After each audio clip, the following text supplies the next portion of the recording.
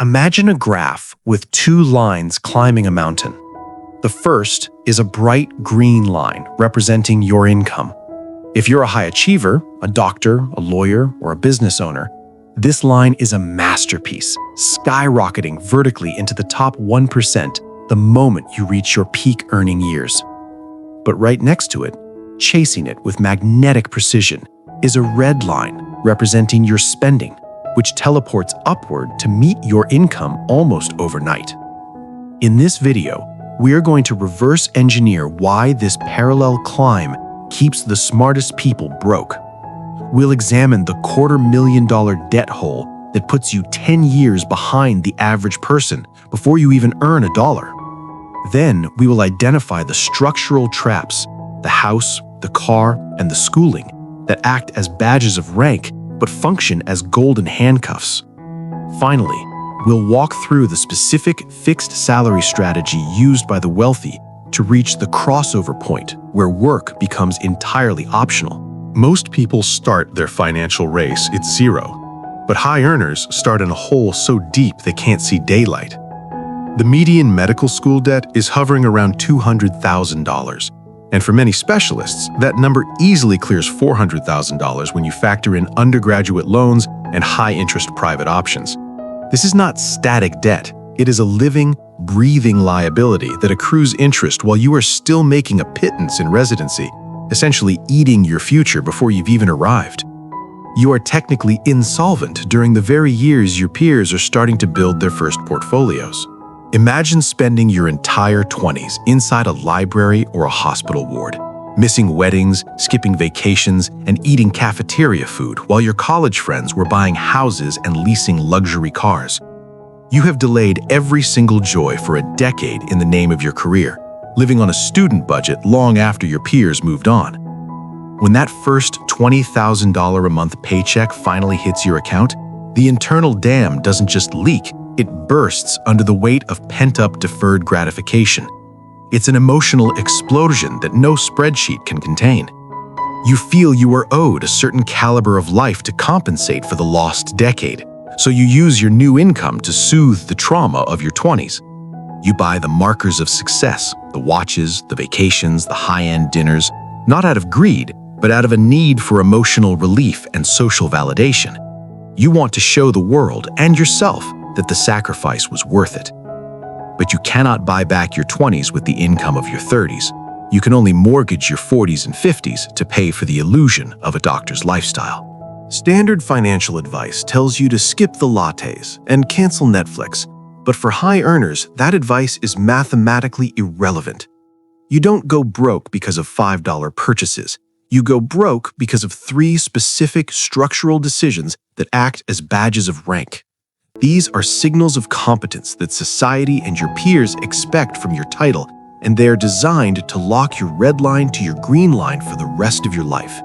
They aren't just expenses, they are the big 3 anchors that hold your net worth at the bottom of the ocean. The first anchor is the house. You don't just buy a home, you buy a zip code and the massive doctor mortgage that comes with it, because you've been told that's what professionals do. $1 million home isn't just a monthly bill, it is a requirement to furnish, maintain, heat, and landscape at a caliber that matches the neighborhood. Your property taxes alone could fund a normal family's entire lifestyle, and once you sign that contract, you have committed to a level of overhead that requires you to keep working at maximum capacity. You aren't buying transportation.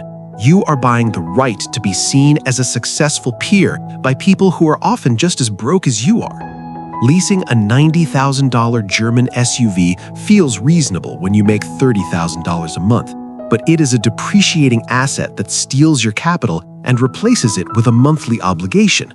You're essentially paying a status tax to park in a specific spot. $30,000 in tuition per kid per year sounds manageable on a $300K salary, but the math is deceptive because you're paying with after-tax dollars. To pay that $30,000 bill, you need to earn nearly $50,000 gross after the government takes its cut from your top tax bracket.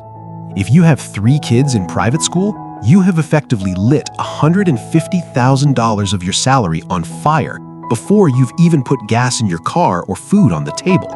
You have accounted for nearly 80% of your take-home pay simply by trying to look the part of a high earner, leaving nothing left for the person who actually earned the money. High-income jobs are almost always high-stress environments, with data showing that the majority of high earners feel overworked and emotionally depleted.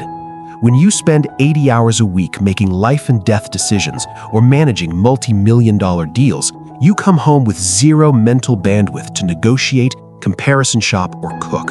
You want convenience and you want comfort.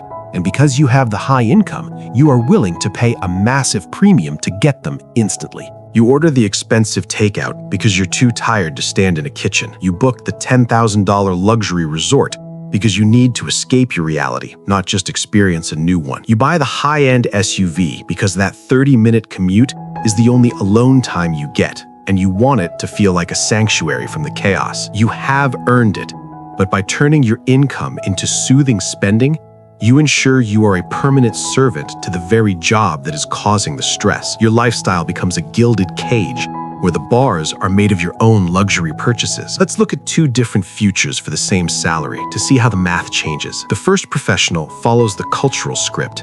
As his income rises, his red spending line stays glued to the green line. His net worth wedge is a sliver, and because his lifestyle is so expensive, his freedom number, the amount he needs in the bank to never work again, is $10 million.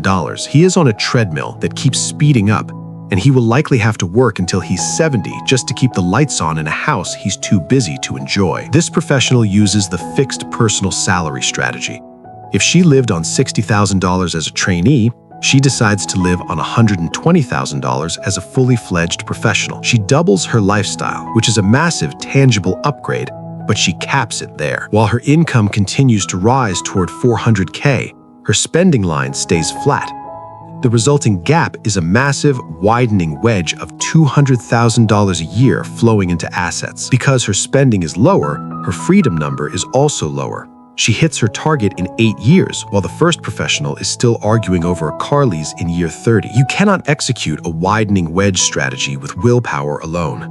High earners are far too exhausted at the end of the day for that. You do it with automation and artificial scarcity. You set up your accounts so the wedge money is intercepted by your payroll system and sent directly to your brokerage or debt payments before it ever touches your checking account. If the money isn't there to be seen, it won't be there to be spent on a heated driveway or another status symbol. You learn to run your life on the remaining post-savings amount, making yourself feel broke in your checking account while your net worth explodes in the background. Stop asking what a car costs and start asking what it costs in shifts. If a luxury car lease costs you 2 extra overnight on-call shifts every month, is that leather seat worth being awake at 3 a.m. away from your family? When you translate stuff into life hours lost, the impulse to buy almost always vanishes. You realize that the most expensive thing you can buy is a lifestyle that requires you to work forever. The crossover point is the specific moment on your graph where your passive income generated by your assets exceeds your red spending line. Once you cross that line, your job becomes optional. You can still practice your profession, lead your firm, or run your business, but you do it on your own terms because you have decoupled your survival from your employer's signature. You are no longer trading your life for a paycheck. You are trading your skills for a purpose. That is true wealth, the ability to say no to anyone and yes to yourself. Being a high earner is a privilege that gives you a shovel big enough to dig yourself out of any hole, or deep enough to bury yourself. The choice is entirely defined by the gap between your income and your spending. Don't let your career be a performance for an audience of peers who are just as broke as you are. Separate the lines. Build the wedge. I'll see you at the crossover point.